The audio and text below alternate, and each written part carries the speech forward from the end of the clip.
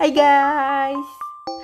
Oke, pada hari ini saya sebagai moderator akan menjelaskan tentang materi ataupun memberitahu teman-teman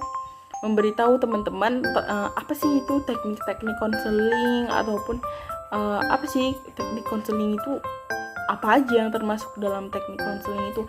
Nah, pada hari ini saya nggak sendiri nih di sini, saya berlima sama teman saya, ada 4 orang teman saya lagi.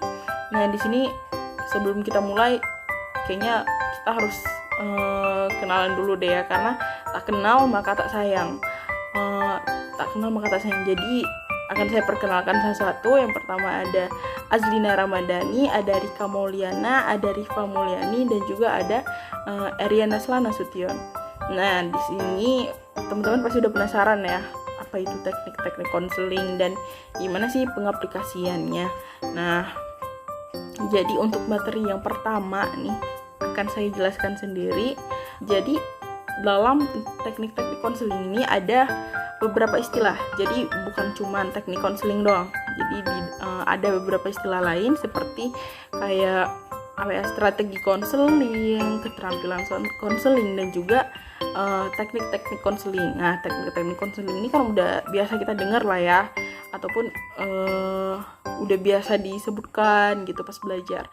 Nah, di sini tuh semua istilah yang tadi saya sebutkan ini mengandung pengertian ataupun arti yang sama. Nah, itu cara yang digunakan oleh seorang konselor dalam hubungan konseling, yaitu untuk membantu klien agar lebih berkembang potensinya nih.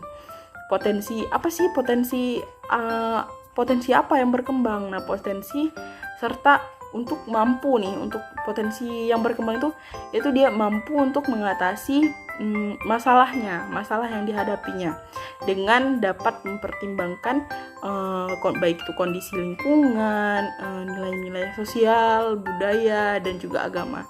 Nah, untuk materi selanjutnya akan dilanjutkan oleh teman saya. Orang konselor yang efektif harus mampu merespon klien dengan teknik yang benar sesuai dengan keadaan klien saat ini. Berbicara masalah teknik konseling, maka kita tidak akan luput dari respon yang ditampilkan oleh klien di hadapan konselor. Menurut F. Okun tahun 1987 membagi respon klien dalam 2 hal. 1. Verbal match, dan kedua ada non-verbal match. Ada beberapa teknik yang dilakukan oleh konselor, yaitu teknik-teknik konseling. 1 itu ada melayani. Menurut Kalkov tahun 1983 menyatakan bahwa melayani klien secara pribadi merupakan upaya yang dilakukan konselor dalam memberikan perhatian secara total kepada klien. Hal ini dapat dilihat melalui sikap tubuh dan ekspresi wajah. Yang kedua itu ada empati. Empati dapat diartikan sebagai kemampuan konselor untuk merasakan dan menempatkan dirinya di posisi klien. Hal ini bisa dilihat dari cara konselor terhadap klien, yaitu dimana empatinya itu dengan cara mengelus pundak, melihat ekspresi wajahnya, dan merasakan apa yang dirasakan kliennya sendiri. Nah, selanjutnya itu ada refleksi. Nah, jadi refleksi adalah upaya konselor memperoleh informasi lebih mendalam tentang apa yang dirasakan oleh klien, yaitu dengan memantulkan kembali perasaan, pikiran, dan pengalaman klien. Dalam hal ini, seorang konselor dituntut untuk menjadi pendengar yang aktif.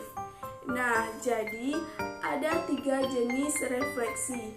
Jadi yang pertama itu ada refleksi perasaan. Nah, refleksi perasaan adalah keterampilan konselor untuk merespon keadaan perasaan klien terhadap situasi yang sedang dihadapi. Nah, kemampuan ini akan merangsang klien untuk mengemukakan segala sesuatu yang berhubungan dengan masalah yang sedang dihadapi. Selanjutnya itu ada merefleksikan makna, dan terakhir ada summative reflection atau refleksi sumatif. Nah, jadi selanjutnya ada eksplorasi. Nah, jadi eksplorasi itu adalah suatu keterampilan konselor untuk menggali perasaan, pengalaman, dan pikiran klien. Hal ini penting karena kebanyakan klien menyimpan rahasia batin, menutup, atau tidak mungkin mengemukakan pendapatnya dengan terus terang. Nah, jadi eksplorasi ini terbagi menjadi 3. Yang pertama, eksplorasi perasaan, lalu eksplorasi pengalaman, yang terakhir yaitu eksplorasi pikiran. Selanjutnya itu ada menangkap pesan utama atau paraphrasing. Nah, jadi menangkap pesan utama itu ada kalanya klien mengalami kesulitan untuk menyampaikan permasalahannya secara jelas dan terus terang kepada konselor. Untuk itulah diperlukan kemampuan konselor untuk dapat menangkap pesan utama yang disampaikan oleh klien. Hal ini sangat penting dan diperlukan karena terkadang klien mengemukakan perasaan, pikiran, dan pengalamannya secara terbelit-belit, berputar-putar, atau terlalu panjang. Selanjutnya yaitu bertanya untuk membuka percakapan atau open question. Nah, jadi open question sangat diperlukan untuk memunculkan pernyataan-pernyataan dari si klien. Sebaiknya jangan menggunakan kata mengapa dan apa sebabnya. Sebaiknya gunakanlah kata-kata seperti apakah, bagaimana, adakah, bolehkah, atau dapatkah. Baik, selanjutnya itu ada yang ketujuh yaitu bertanya tertutup, yang dimana bentuk-bentuknya yaitu seperti pertanyaan yang sering dijawab dengan singkat oleh klien, yaitu seperti ya atau tidak. Nah, pertanyaan tertutup ini dapat dimulai dengan kata-kata apakah, adakah, dan lain sebagainya. Nah, yang selanjutnya itu ada dorongan minimal atau minimal environment. Di sini upaya utama seorang konselor adalah agar si kliennya itu selalu terlibat dalam pembicaraan dan membuka dirinya.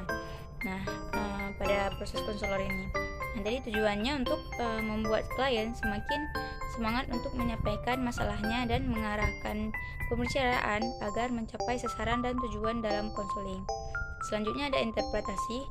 Nah, tujuan teknik ini untuk memberikan rujukan dan pandangan atas perilaku klien agar klien ini mengerti dan berubah melalui pemahaman dan hasil rujukan baru tersebut. Nah, selanjutnya itu ada mengarahkan.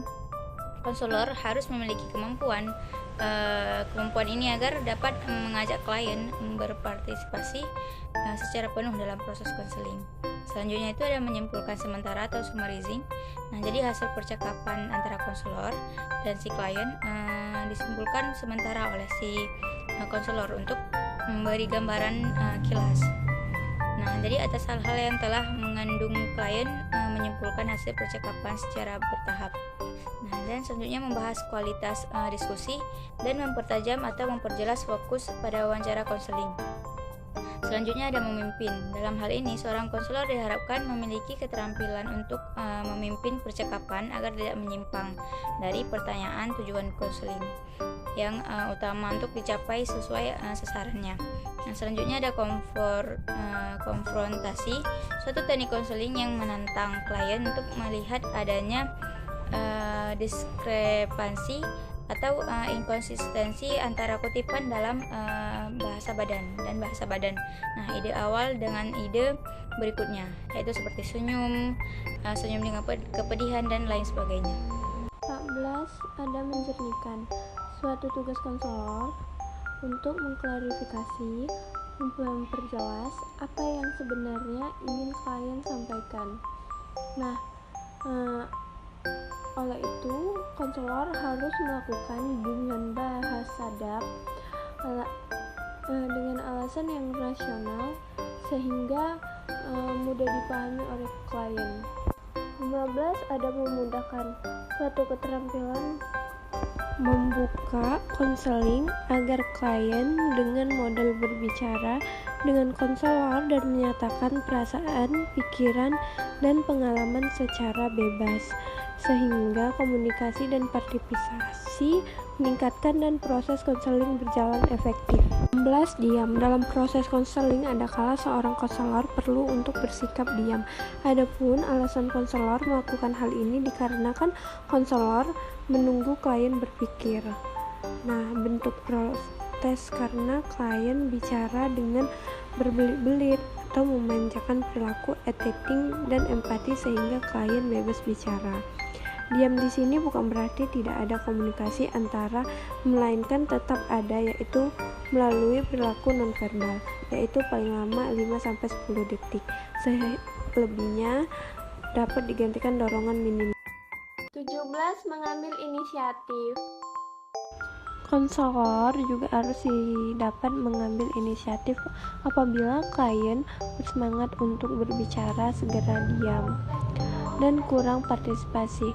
Konselor mengucapkan kata-kata yang mengajak klien untuk berinisiatif dalam menentukan diskusi. Selain itu, inisiatif juga diperlukan apabila klien kehilangan arah atau pembicaraan. 18. Memberikan nasihat. Pemberian nasihat sebaiknya dilakukan jika klien memintanya.